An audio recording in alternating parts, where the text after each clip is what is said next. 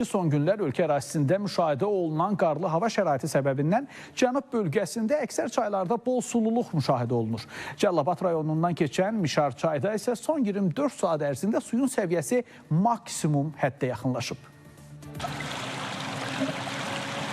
Əsasən yağış və qar suları ilə qidalanan Mişar çay üzərində olan su anbarında suyun səviyyəsi maksimum həddə çatıb. Hazırda Mişar çayın məcrasından çıxma halları qeydə alınmayıb, lakin məcrasına yaxın bəzi çökək ərazilərdə suyun ətrafa sızması müşahidə olunur. Təhlükə də burada yox keçinə, qabaq keçmiş ordunun üstündən axırdı, yub apardı bəndi.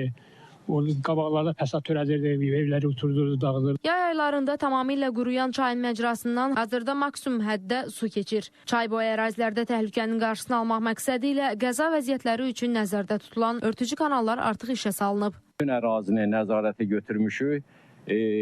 İdarədə, həmin ərazilərdə növbəti texnikalarımızla, canlı qüvvə ilə biz səfərbər olmuşuq. Burada rezerv yer saxlayırıq ki, mütəmadi suyu buraxırıq ki, aşağıda gedib hansısa fəsad törətməsin. Xatırladaq ki, son yağıntılardan sonra cənub bölgəsindəki əksər çaylarda bol suluq yaranıb. Hazırda çayların səviyyəsində artım müşahidə olunsa da, təhlükəli həddin aşılması halı qeydə alınmayıb. Lakin qarşıdakı günlərdə intensiv yağıntıların davam etməsi bəzi ərazilərdə əkin sahələri və həyətyanı sahələr üçün risk yarada bilər. Yaqub Mehdioğlu, Diana Cəlali, Vüqar Qaliboğlu, Space xəbər.